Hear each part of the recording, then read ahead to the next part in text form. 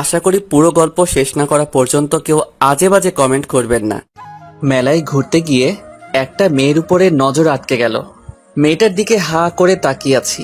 মেয়েটার হাসিটা যেন কলিজা ছিদ্র করে অপর প্রান্ত দিয়ে বেরিয়ে গেছে। এমন সুন্দরী ললনা এর আগে আমি কখনো দেখিনি। এক কথায় বলতে গেলে হুড়পড়ি। এমন সময় তিশান ডাক দিয়ে বলে, আরে দোস্ত, মেয়েটা তো চলে যাচ্ছে। তিশানের কথায় হুঁশ ফিরে আসলো। হ্যাঁ তাই তো, মেয়েটা তো চলে যাচ্ছে।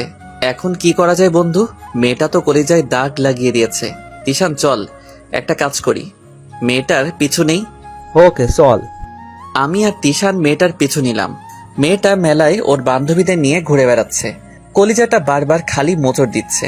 ইচ্ছে করছে এখনই গিয়ে ভরা মজলিসে সবার সামনে প্রপোজ করি, কিন্তু না, তা করা যাবে না।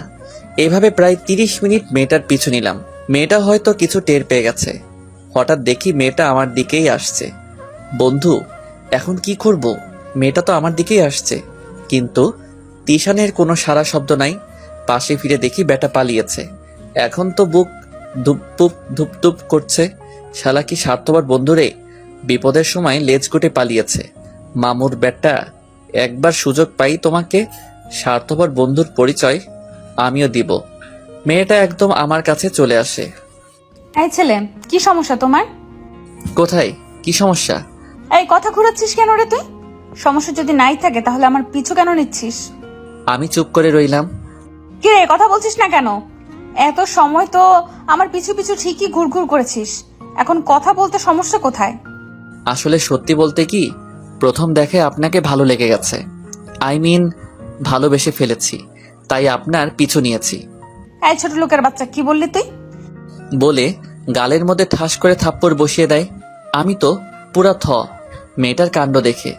মেলার অনেক মানুষ আমার দিকে তাকিয়ে আছে। লজ্জায় একদম মাথা কাটা যাচ্ছে। এই তোর কত বড় সাহস যে তুই আমাকে ভালোবাসার কথা বলিস? দেখতে তো পুরো ফকিন্নির মতো লাগে। তোর কোনো যোগ্যতা আছে আমাকে ভালোবাসার? আমার বাবা কি করে জানিস? আমার বাবা হচ্ছে ওসি, আর তোকে দেখতে তো মনে হয় কৃষকের ছেলে। গাইয়া কোথাকার! দাঁড়া, তোর ব্যবস্থা করছি। বাবাকে এখনই ফোন দিচ্ছি। লকআপে ঢুকিয়ে যখন কষে কয়েকটা দিবে, এমনি প্রেমের ভূত মাথা থেকে চলে যাবে। মেয়েটা ওর বাবাকে ফোন করে আসতে বলে। আমি কি করব? কিছুই মাথায় কাজ করছে না। লোকজন জড়ো হয়ে গেছে অনেক। মানুষজন সবাই আমাকে চিড়িয়াখানার পশুর মতো ঘুরে ঘুরে দেখছে। মাথা নিচে নামিয়ে রেখেছি। এমন সময় একটা পুলিশের গাড়ি আসে, আর তার থেকে মোটামুটি একটা বয়স্ক লোক নেমে আসে। যতটুকু সম্ভব উনি মেয়েটার বাবা।